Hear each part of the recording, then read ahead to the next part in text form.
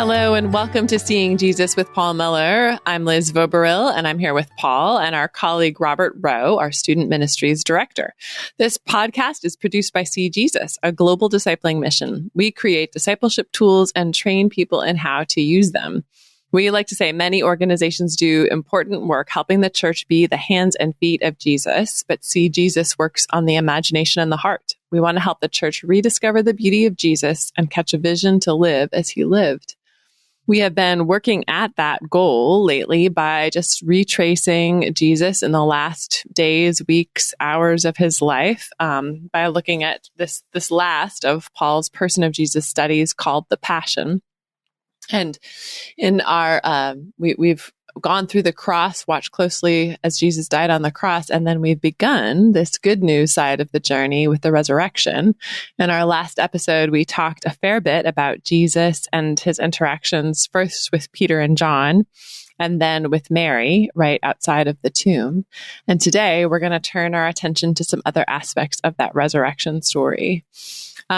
So I have a reading to kick us off, and it's a little unusual for us, but it's from the Gospel of Peter, which is a fake gospel. But it is another, we're going to look at this kind of as a bit of a foil for, again, seeing something fresh in the real story. So the Gospel of Peter, chapter 10, verses 2 and 3. The soldiers guarding the tomb saw 3 men come out of the tomb, 2 of them sustaining the other one, and a cross following after them. The heads of the 2 they saw had heads that reached up to heaven, but the head of him that was led by them went up beyond heaven. Thank you, Liz. It's a little confusing passage. Let me read the same passage again without all those sort of weird allusions, okay? So it's like the heads of it. Anyway. So the soldiers guarding the tomb saw 3 men come out of the tomb. 2 of them, who were angels, were sustaining the other one, who was Jesus, and a cross was following after them. The heads of the 2 angels had their heads that reached up to the heavens, but the head of him that was led by them, which is Jesus, went beyond heaven. So you can't, and by heavens, they probably mean like the clouds or stuff like that. Like his head's literally in the cloud, like they're all of them, their heads are literally in the clouds. Robert, how does this strike you? And Liz, how does this is a description of the resurrection. Well, it doesn't seem to match up with, obviously what we've looked at in John, but it doesn't seem to match up with Jesus being the same yesterday, today, and forever. It seems like he might have arrived at something after post-resurrection. Might have finally reached enlightenment. Well, I'm thinking that resurrection must be like, you know how sometimes a kid who's of shorter stature, sometimes they'll look at like hormone various things, like how can we get some more height on this child? Like resurrection seems like the ultimate height enhancer, because you all of a sudden your head stretches way up into the heavens once you resurrect. You know, and it's interesting. I mean, it's one of these dynamics of Christianity that's so amazing, that Jesus is the name above all names, that every knee should bow in heaven, on earth. So he is pure glory. You know, we could not look at his face now. And it's just, and yet he's right there. He's right next to us. And so he veils his glory, which shows us a different kind of glory. And so that's one of the many tensions in our faith, and tensions of the person of Jesus. And you can see that they are so lopsided on that tension. Like it's just the glory face, and which, Robert, you know, you put your finger on. Yeah, it is it's transcendence and immanence, right? It's that tension between those two. Mm-hmm. Yeah. Well, and I think it's, we read that because we're saying this is an apocryphal gospel. It's not one that is not in the Bible for a reason. But were it true that the resurrected Jesus was the size of King Kong marching through the Middle East, That's a great illustration, Liz. There'd really be no need for faith, right? Like, because who could deny this incredible, like, super grown human now is obviously mighty among us? But I feel like, yeah, if that were the case, why did anybody ever doubt? Because that just doesn't happen. You don't die and then come back like quadrupled in size. Yes, yes. And it's in some ways, it's kind of the Jesus we want as you say, there would be no room for faith because we wouldn't have to believe. There'd be no work. There'd be It fills up all the room. So there's no gaps. There's no. Yes. And faith only comes alive in the gap. Mm-hmm. It only comes alive and Jesus has been gapping all through John. Like if you think about it, like he at John 11, he created this massive gap by delaying coming to Lazarus's bedside when he was sick. He deliberately waited. He created a gap of time, which created more pain. He increased because he didn't come, he increased the pain of two of his best friends. Mm-hmm. And one of them died because he didn't show up. Yeah, John. Yeah, it makes me think of John 9 also. Yeah, you're right. The blind man. Yeah. Like he tells him, go heal at the pool of Siloam. And then Jesus it's a long chapter and Jesus just disappears from the scene. And then he has all this controversy, all this, like, who are you? You're not, who healed you? Who made you see? All this. And the man's faith just grows all the way through it. And then Jesus kind of enters back at the end of the story and closes that loop. Yeah. Right? He's like, I'm the one, that the one you see is, and Jesus is the only one that acknowledges that he received sight in all those people.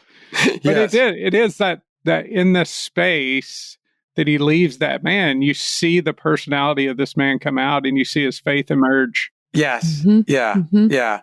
And even in that, since you're on John 9, one of the subtle things that at the very beginning is when Jesus looks at the very first thing Jesus does is nothing. He's you can tell by implication that he's just standing there looking at the man. Yeah. Because it says Jesus saw him, but he says nothing. And his scene is enough that they ask him a question about, who sinned, this man or his parents. But all through John, Jesus leaves gaps. It's all through the Gospels. Mm-hmm, mm-hmm. And, it's the gaps in our lives are the opportunities for faith. And as Robert said, we get to know the blind man, who's actually a really funny guy in John 9.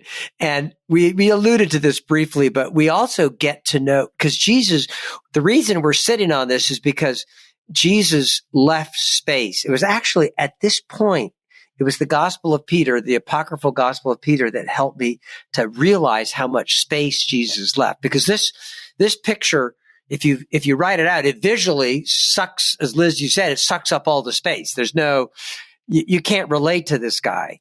Especially you can't even see, his head is through the clouds. So no eye contact. There's no eye contact. And because Jesus is at her level, he leaves space in the conversation with Mary Magdalene, several different ways. One by, just his silently being there, which we talked about, just quietly being there until she sees him. And even then, he doesn't say who he is. And then he asks some questions. And in that brief dialogue, because of all of that, we actually discover what she's like as a person in ways that we wouldn't if we had, if Jesus had just identified himself completely. He's just kind of an artist with how he reveals himself. And, a couple of the obvious things about Mary that jump out of it. We mentioned this briefly last time, but in the middle of this deep grief, just absolutely life-shattering grief, because she's dealing with grief upon grief, because not only has Jesus died, tortured to death, on Friday, but now just sort of grief upon grief, they've taken his body. And this is a world, even more so than that prizes the body. Jews did not practice cremation because of the goodness of creation. And at this point, the belief in resurrection had made its way into the Jewish community. So in the middle of this deep, deep grief, layered grief, she's on the move.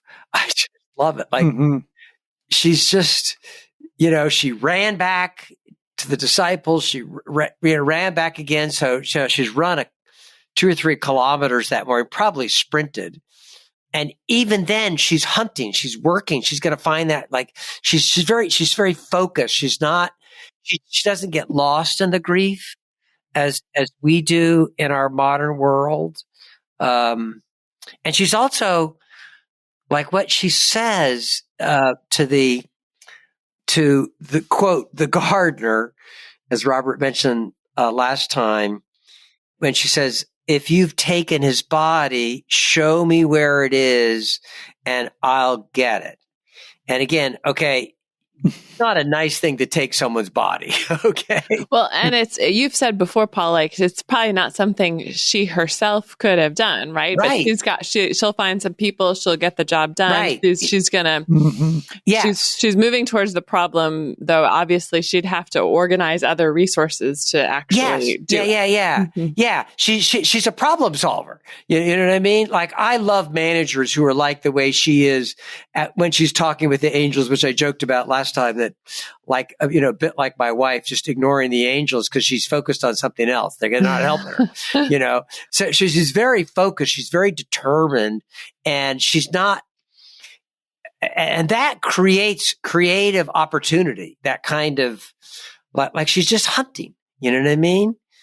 She either hears Jesus or she's glancing at, we don't know what happened, but it's that, she's what you pointed out, she's a leader, Liz. She's going to solve this. It's not, and it's interesting. She's mentioned first in all the lists at the cross, and that because there's lists of women at the cross, and then that day at the graveside, she's always mentioned first, which is probably an honoring of her as a kind of a leader among the women.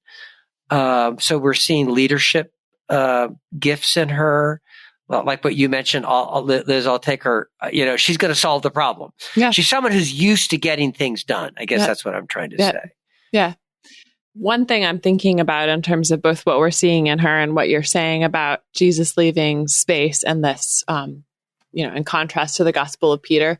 So it feels like it even says something about what kind of salvation Jesus has gotten for us. Because there is a savior of the world story that I can imagine in my mind where the savior does come back like King Kong, right? Like he's just stomping out everything. It's all,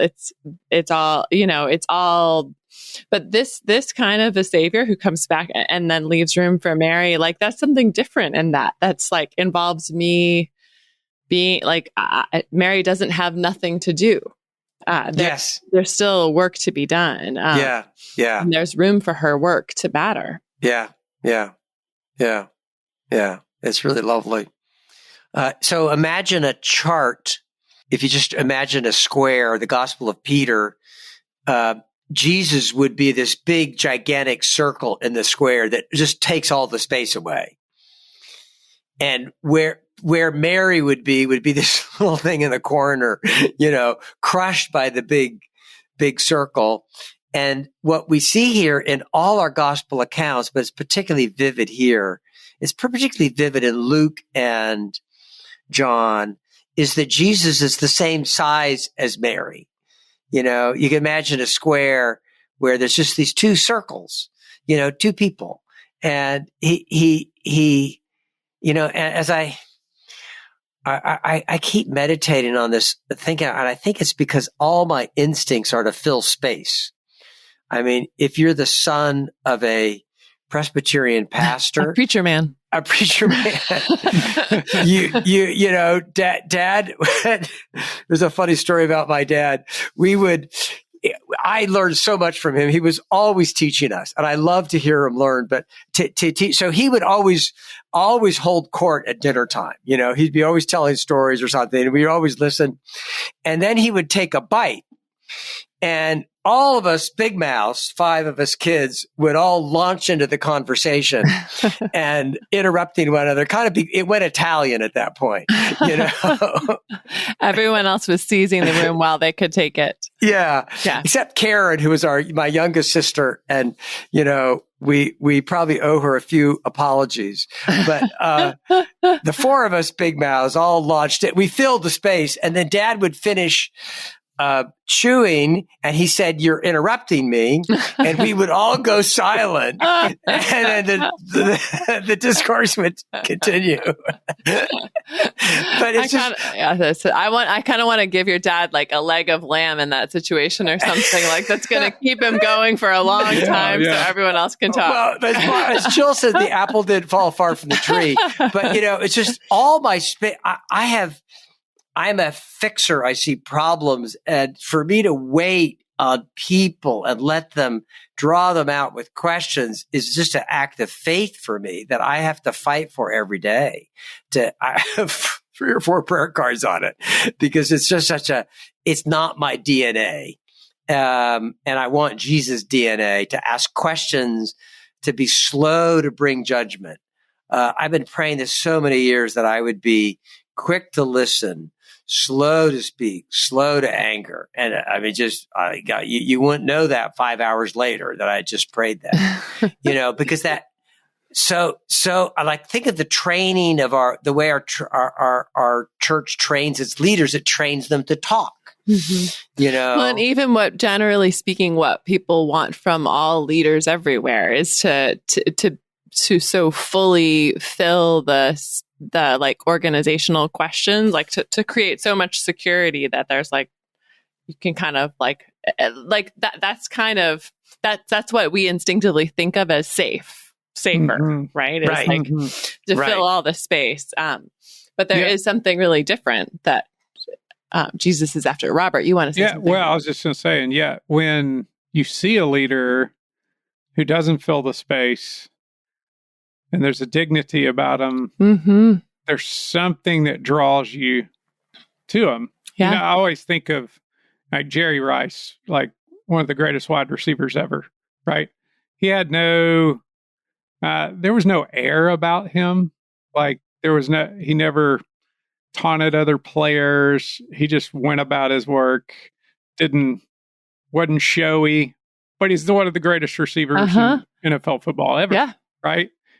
But there's something that draws you to people, to leaders like that are quiet and still and ask questions. And well, and there's something, there's a kind of beauty that's possible on the far side of, right? That leader filling the space is like a really great public speaker who can give an awesome lecture. But, you know, at seeJesus, we're big fans of interactive Bible study, where the whole group has this conversation and discovers exciting new things because everybody contributes, right? Yes. Yeah. That's a really wonderful, you know, it sits with you longer than that great lecture that you forgot a few minutes after you left. Yeah. But it's it's another kind of thing. And over and over again, Paul, like you were saying, especially when I'm leading POJ lessons, which I've done a lot of now in the last 7 years. Explain POJ. Person of Jesus lessons. This one. Yeah, like this one. Right. I love the power of discovery, and we really encourage that. But man, I'm always like catching myself like, oh, but here's another really beautiful detail I want to add to your answer. And it just robs people. You know, it's like, I always am trying to be conscious of that when I'm leading a study, and sometimes just leaving those things alone and letting someone else's word stand is. But it's a hard discipline. It really is. But in arguments, to incarnate with, intention things, the rule of thumb at seeJesus, and we really work at it, is to make your if there's tension, to incarnate. Hey, what's going on? So. Yeah. just for the sake of balance, to make sure that people don't think we're knocking preaching, let's go. And this is the beautiful thing about Jesus. Let's take a look at the next appearance of Jesus, which is just such a lovely one. Yes. The road to Emmaus. And here, I'll lead the audience. Jesus invades space, and he fills space. And it's one of the, we talk a lot about this in our dependence unit is there's, Jesus has such a range, and it's easy to kind of make one side of Jesus, like that's your master way of relating. And I really do think he he pulls us into all these different ways of relating. So the road to Emmaus, he basically yells at two of his friends for about an hour. Liz, go ahead. Okay, Luke 24:13-32. Now that same day, two of them were going to a village called Emmaus, about 7 miles from Jerusalem. They were talking with each other about everything that had happened. As they talked and discussed these things with each other, Jesus himself came up and walked along with them, but they were kept from recognizing him.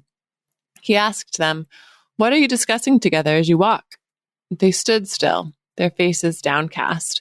One of them, named Cleopas, asked him, "Are you only a visitor to Jerusalem and do not know the things that have happened there in these days?"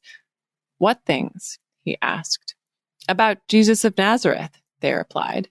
"He was a prophet, powerful in word and deed before God and all the people. The chief priests and our rulers handed him over to be sentenced to death, and they crucified him. But we had hoped that he was the one who was going to redeem Israel.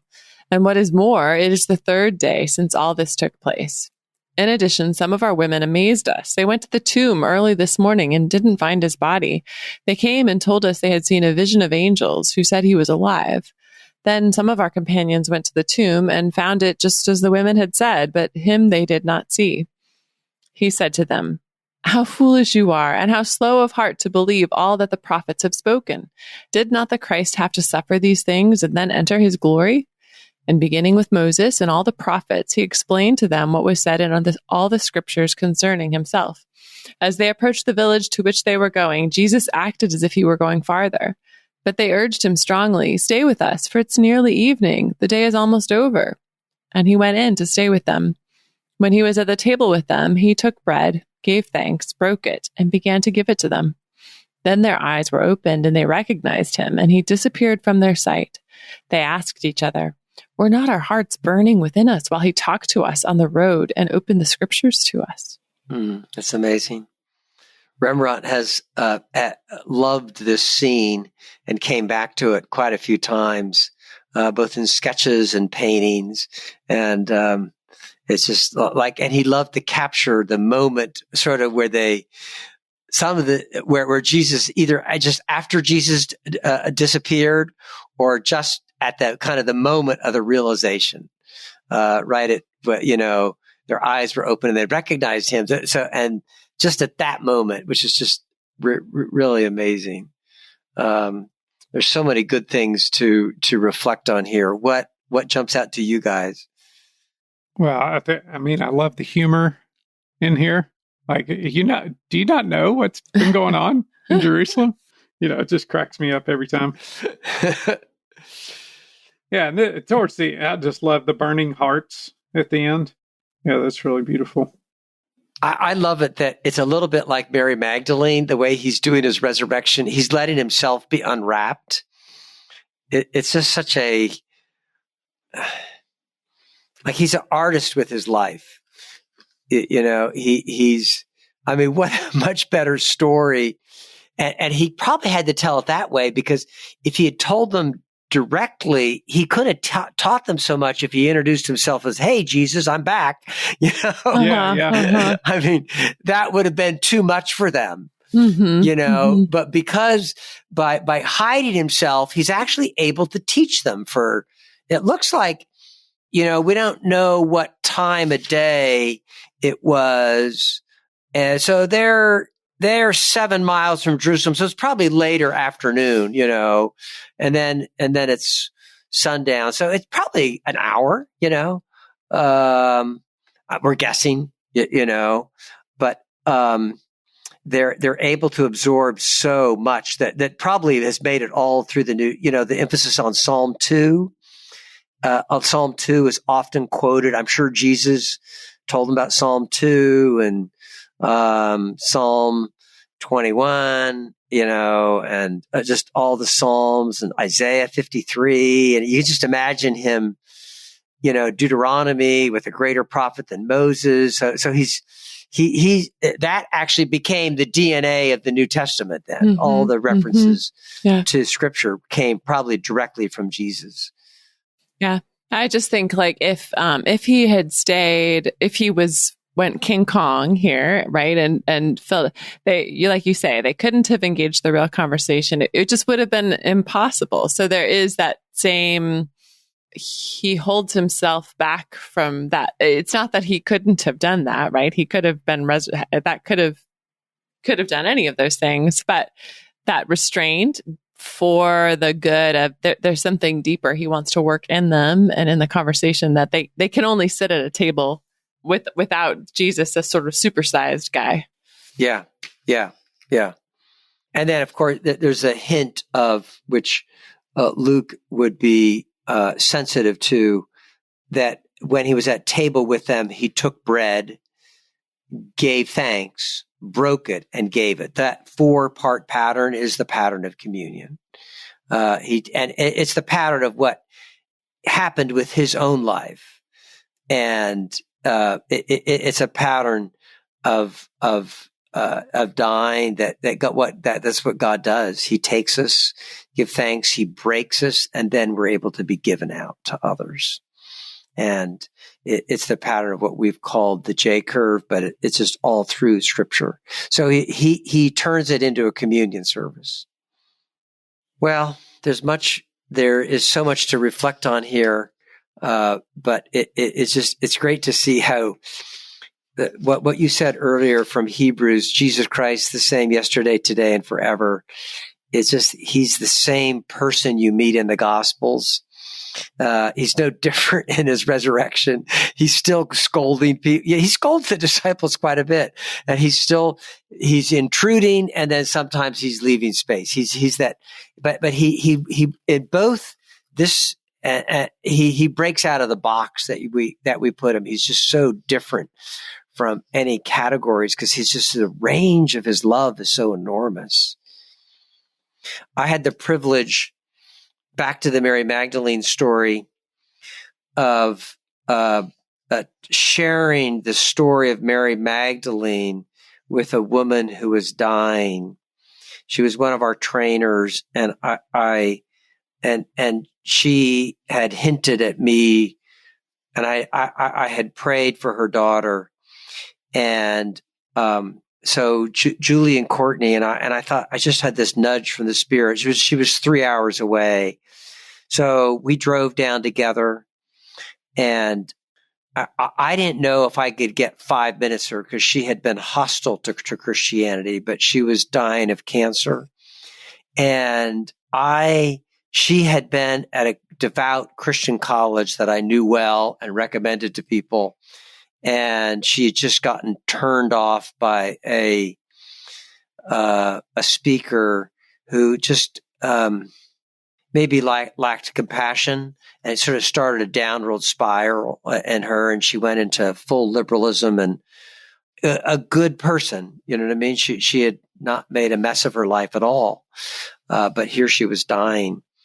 But I strongly felt she had been introduced to a non-personal Christianity and a non-personal Jesus. And I thought, if I could just tell her a story, and I picked the story of Mary Magdalene, and I just went through that with her. And for 5 minutes, it almost, she had it was a very poignant story. Her little 6-month-old baby was with us. He was playing quietly at our feet. And I described Jesus to her through just that story. And I said, he's the same. I said, at the very least, you might not agree with it, but John believes that Jesus And John, who wrote this, believes that Jesus has just resurrected from the dead. And of course, she knew I believed it. And I said, this for us, for John, for us as Christians, this is the greatest event in all of history. There is really only one miracle. Every other miracle is just, is everything. And it means that the death is ending. It means that it's just everything. And, it means that one of the poignant things about love is on this side of our earth, every good love relationship, every friendship will die. And it means the possibility that love can be forever. And I think it's one of the saddest things about this world is that love is not forever. Because that's the very best thing in this world is love. And yet the very best thing is now gone. And that's all changed now. That's all changed. So there's no way to describe how amazing this news is. And Jesus knows this. He's the only person that knows this. He's resurrected, and yet he's standing there quietly, just watching Mary, not saying anything, maybe even trimming the garden like a gardener. And he's just waiting until she turns and looks at him. And then he asks her just an obvious question, why are you weeping? What are you seeking? Which tells you that he was looking at her. He was aware of her. Maybe kind of how that you can be right close to someone and not making eye contact, but you hear the conversation, everything going on.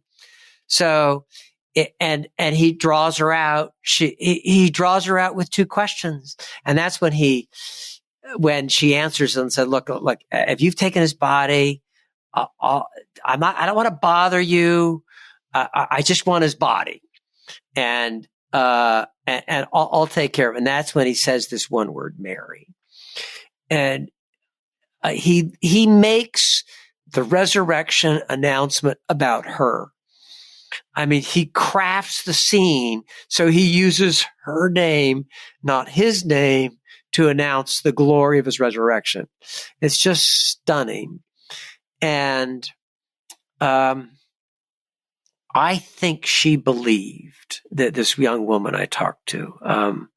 We talked a little bit more, but you could see all her doubts, do you have to believe all the miracles in the Bible to get in heaven? And I said, no, you don't. I believe them all. I think they're true, but you could see her groping towards faith. It's the beauty of him as a person that's so stunning. Mm-hmm. So, Lord, maybe the Lord opened her eyes. I do. Yeah. Her mom, who was the next room, said we don't know. But I'm hoping. She passed away less than a week later. What I thought was a 5-minute conversation ended up being almost an hour. So it's just to offer that to I love to tell, if I'm a taxi cab driver or a Uber, especially if they're from a different country, then I work in some way to tell them a Jesus story, like something that they can't forget, like a story of him as a person. There's just something so captivating about him. Mm-hmm. Yeah, it's beautiful. And even Paul, I think too, just the way he is on this road to Emmaus. He begins the whole conversation with them by asking them a couple of questions. Yeah. And lets them reveal to him what it is they've heard. What do they believe? And then, and then kind of this strong word comes from him. But I just love, again, man, I've learned this the hard way in parenting. So if I can pass this on, as 2 of my kids are out of the house and 2 are still here, man, parent through asking more questions more so than telling. So not to say Jack Miller did it wrong at dinner time. I tend to do the same thing. Hey, let me tell you this. But man, just question asking is just, it's hard work. It is. Yeah. That's beautiful. So much there. We'll leave it at that for today and be back with one last episode in this series in a couple of weeks. Thank you so much for listening.